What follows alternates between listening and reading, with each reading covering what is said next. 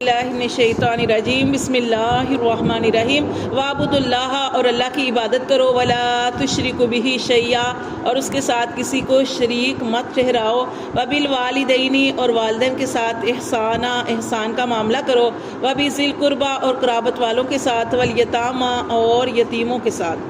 تو دیکھیے اللہ تعالیٰ نے سب سے پہلے جس چیز کا حکم دیا ہے کہ اللہ کی عبادت کرو، اور اسی چیز کے لیے اللہ تعالیٰ نے کم و بیش 1,24,000 پیغمبر بھیجے۔ کیا کہ اللہ کی دعوت، توحید کی دعوت دینے کے لیے کہ اللہ ایک ہے، اس اللہ کی عبادت کرو۔ اللہ نے یہاں بھی فرمایا وعبد اللہ، اور اللہ کی عبادت کرو۔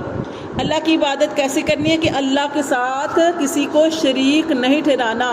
تو حضرت معاذ رضی اللہ تعالیٰ نے نبی صلی اللہ علیہ وسلم سے پوچھا کہ اللہ کی عبادت کیسے کریں، تو نبی صلی اللہ علیہ وسلم نے ارشاد فرمایا کہ اللہ کا حق بندوں پر یہ ہے کہ اللہ کا حق کیا ہے بندوں پر؟ اللہ کا حق یہ ہے بندوں پر کہ بندے جو ہیں اپنے رب کی عبادت کریں اور رب کے ساتھ کسی کو شریک نہ ٹھہرائیں۔ اور پھر بندوں کا حق کیا ہے اللہ تعالیٰ کے ذمے؟ وہ یہ ہے کہ اللہ تعالیٰ بندوں کے گناہوں کو معاف کرے اور انہیں عذاب نہ دے۔ ٹھیک ہے، تو جب کوئی انسان جو ہے کبیرہ گناہ کرتا ہے اور اللہ سے معافی مانگ لیتا ہے تو اللہ تبارک و تعالیٰ جو ہے معاف کرنے والے ہیں۔ تو کیونکہ جو شرک ہے نا وہ سب سے بڑا گناہ ہے، کبیرہ گناہ ہے۔ ٹھیک ہے، جب تک آپ معافی نہیں مانگیں گے تو آپ کی توبہ قبول نہیں ہوگی۔ تو اللہ فرماتے ہیں کہ ان الشرک لظلم عظیم، شرک کرنا بہت بڑا گناہ ہے۔ ہاں جی، دیکھیں اللہ سارا کچھ آپ کو اللہ نے دیا، آپ کو گھر دیے، ہر چیز، نعمت، اولاد دی، صحت دی، سب کچھ دیا۔ اب آپ کہیں کہ مجھے اس میں کسی کو شامل کر لیں، کیا کہ آپ اللہ کو ایک طرف کریں لیکن آپ اللہ سے زیادہ کسی اور کے اوپر زیادہ توکل کرتے ہیں۔ مثال کے طور پہ کسی بزرگ کو آپ اتنا مانتے ہیں، آپ کہتے ہیں کہ میں فلاں دربار پہ گئی، میں تو کافی دیر سے اللہ سے مانگ رہی تھی، اتنی دعائیں کر رہی تھی، نمازیں بھی پڑھ رہی تھی، اللہ سے دعائیں بھی کر رہی تھی، مجھے نہیں ملا۔ ہاں مجھے کسی نے بتایا فلاں مزار پہ جاؤ، وہاں پہ جا کے دعا کرو، اب اس بزرگ نے مجھے دیا ہے۔ ٹھیک ہے، یعنی اس طرح شریک ٹھہرانا اللہ کے ساتھ کرنے والا اللہ ہے۔ حالانکہ اللہ تعالیٰ پورے قرآن کے اندر آپ پڑھیں، اللہ فرماتے ہیں ان یمسسک اللہ بضر فلا کاشف لہ الا ہو، اگر کوئی انسان کو تکلیف آ جائے اس کی تکلیف کوئی دور نہیں کر سکتا مگر اللہ ہی کر سکتا ہے۔ تو اللہ سے مانگنا چاہیے۔ اب آپ کہیں کہ آپ اللہ کو بھی مانتی ہیں، آپ نے کلمہ پڑھا، اللہ کو بھی مانتی ہیں، لیکن آپ اللہ سے زیادہ یعنی اپنے کام سے آپ کا ایک دفعہ کسی مزار پہ گئی، ٹھیک ہے، آپ نے کہا کہ فلاں بزرگ سے کہا کہ آپ مجھے یہ دے دیں، ٹھیک ہے، آپ کی مراد پوری ہو گئی۔ مثال کے طور پر آپ کی بیٹیاں تھیں، آپ نے وہاں پہ مزار پہ جا کے دعا مانگی، جیسے کہ ایک شاید مزار بھی ہے، مجھے نہیں پتا، عورتیں کہتی ہیں، اس دن کہہ رہی تھی کہ ایک مزار ہے وہاں پہ صرف وہاں پہ جا کے دعا مانگو تو بیٹے ہی ملتے ہیں۔ تو مطلب یہ شرک ہے، یہ شرک ہے۔ کون دینے والا؟ اللہ۔ اب جو عورتیں مزاروں پہ نہیں گئی، مطلب کہ جائیں، میں نہیں، وہ میں اس چیز سے منع نہیں کرتی، دیکھیں قبروں پہ جانے سے نبی صلی اللہ علیہ وسلم نے منع فرمایا ہے۔ ٹھیک ہے، قبروں پہ مرد جائیں جتنا مرضی جائیں، یہ جو دربار ہے وہاں پہ بھی نہیں جانا چاہیے۔ ہاں کبھی کبھار جیسے ہو سکتا ہے، جیسے آپ لوگ قبرستان جاتے ہیں کبھی کبھار، جیسے میں بھی کبھی کبھار چلی جاتی ہوں، کیونکہ نبی صلی اللہ علیہ وسلم نے مکروہ فرمایا ہے، قبرستان میں جانا مکروہ فرمایا ہے۔ لیکن آپ کبھی کبھار زندگی کے کچھ سال گزر جائیں تو چلے جائیں، اس نیت سے جائیں کہ ہم نے بھی یہاں بھی آنا، عبرت کی نیت سے۔ جیسے ہاسپٹل ہے، ہم پناہ مانگتے ہیں کہ اللہ تعالیٰ ہمیں ہسپتالوں سے بچا کے رکھنا، لیکن جیسے آپ کبھی ہاسپٹل آپ کو کسی کا حال پوچھنے جائیں یا کچھ، تو آپ کو اتنے ایسے مریض ملیں گے کہ آپ ان کو دیکھ کے کیا کریں گے؟ اللہ کا شکر ادا کریں گے۔ تو صحت دینے والا، دیکھیں کوئی اولاد نہیں دے سکتا، کوئی صحت نہیں دے سکتا، کوئی کچھ نہیں کر سکتا جب تک اللہ کا حکم نہ ہو۔ آپ کے بچے کے اوپر تکلیف آ جائے، ماں کتنا پیار کرتی ہے اپنی اولاد سے، اتنا انسان بے بس ہو جاتا ہے نا کہ اس کے مسئلے کو حل ہوتا نظر ہی نہیں آتا۔ لیکن جب آپ دیکھیں، آپ وہ جیسا یقین بنا لیں گے، آپ یقین بنا لیں گے نا، آپ یقین بنا لیں گے کہ میرا مسئلہ فلاں دربار سے حل ہوا تو آپ کا مسئلہ اس دربار سے حل ہوگا، وہ شرک آ جائے گا۔ لیکن اگر آپ یہ یقین بنا لیں گی نا کہ میرے مسئلے کو اللہ نے حل کرنا ہے، ہاں یہ بزرگ جو گزرے ہیں، یہ جو ہم نبی صلی اللہ علیہ وسلم ہیں، ہم ان کے وسیلے سے، بزرگوں کے وسیلے سے کہ اللہ وہ تیری پاک ہستیاں تھی، اللہ تو انہوں نے تجھے راضی کیا، ان کے وسیلے سے اگر مانگتی ہیں تو کوئی ایسی بات نہیں۔ لیکن آپ ان سے ڈائریکٹ ان سے مانگیں، یہ شرک میں آتا ہے۔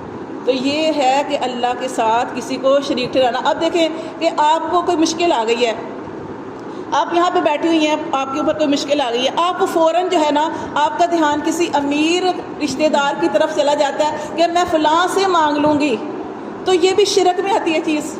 یعنی کوئی مسئلہ ہی نہیں ہے. ہاں جی, پہلے بھی مصیبت میں تھی تو اس نے میری مدد نہیں کر دی, یہ شرک میں آتا ہے. آپ نے اگر کوئی مشکل آ گئی ہے تو اللہ نے ہمیں طریقے بتائے ہیں, اگر مشکل آ گئی ہے اللہ کی طرف رجوع کریں. وہ استغفار کے کتنے پیارے واقعات ہیں نا, استغفار کے کتنے پیارے واقعات ہیں کہ ہر مسئلے کا حل کیا ہے, ہر مسئلے کا حل استغفار. اگر کوئی بھی مشکل آ گئی ہے, پریشانی آ گئی ہے, آپ نے اتنا کثرت سے استغفار کرنا ہے. جیسے میں نے ایک واقعہ بھی آپ کو بتایا تھا کہ ایک نوجوان تھا, وہ پکڑا گیا تھا جنگ کے اندر, پکڑا گیا تھا. تو والدین جو تھے, نبی صلی اللہ علیہ وسلم کے زمانے کا واقعہ ہے, تو والدین کو پتہ چلا تھا کہ جو ان کا بیٹا پکڑا گیا اور اس کو انہوں نے رسیوں میں زنجیروں میں باندھ دیا ہوا ہے. تو وہ نبی صلی اللہ علیہ وسلم کے پاس آئے تھے, تو نبی صلی اللہ علیہ وسلم نے فرمایا کہ اتنا استغفار کرو, اتنا استغفار کرو, جتنا بھی کر سکتے ہو کثرت سے کرو.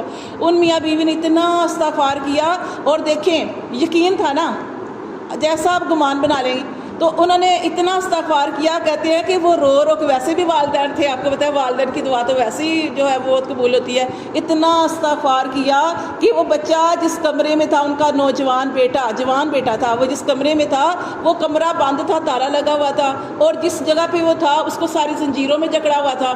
یہ والدین کی دعائیں تھی, والدین کا رونا تھا کہ وہ استغفار کر رہے تھے, اور باندھنے والے, کمرہ بند کرنے والے حرام سے سوئے ہوئے تھے کہ ہم نے تو اس کو کفل کے اندر بند کیا, دروازہ تالے کے اندر رکھا ہوا ہے. تو لیکن وہ استغفار کی دعا کی وجہ سے اللہ تعالیٰ نے وہ زنجیریں بھی کھول دی, وہ دروازہ بھی کھول دیا, اور وہ نوجوان وہاں سے نکلا. وہ حیران ہے, حیران ہے, پیچھے کیا تھا, والدین کی دعائیں تھی. اب وہ وہاں سے نکلا, استغفار تھی, وہ وہاں سے نکلا.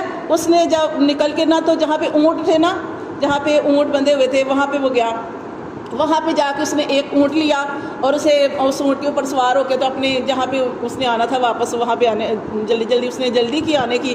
تو اس نے پیچھے نہیں دیکھا. جب وہ پہنچا تو اس نے دیکھا کہ اس کے پیچھے اتنے زیادہ اونٹ آ گئے ہیں, اونٹ ہے یا اونٹنی ہے.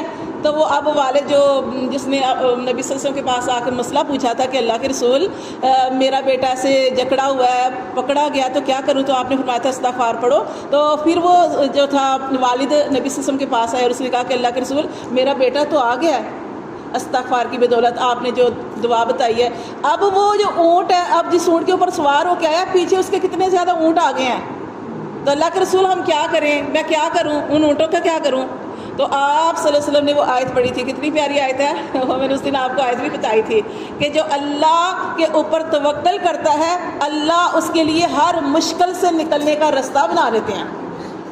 اللہ پہ توکل کیا, استغفار کی, توبہ استغفار کی, اللہ نے غم سے نکلنے کا راستہ بھی بنا دیا. اور اس کے ساتھ ہی آیت کے ساتھ ہی ہے کہ جو اللہ پہ توکل کرتا ہے, اللہ ایسی جگہ سے رزق دیتا ہے انسان گمان بھی نہیں کرتا, اور جو اللہ پہ توکل کرتا ہے اللہ سے کافی ہو جاتا ہے. اب کیا ہوا, استغفار کی بدولت کیا کچھ ملا, نوجوان بھی آ گیا, بیٹا بھی واپس آ گیا, اتنے زیادہ اونٹ مل گئے.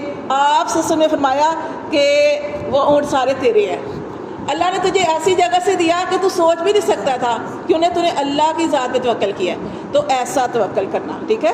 یہ اب یہ دیکھیں, جو جیسا گمان کرتے ہیں نا ویسے معاملہ ہوتا ہے. اگر آپ یقین کریں گے نا ہمارا رب ہی سارا کچھ کرتا ہے.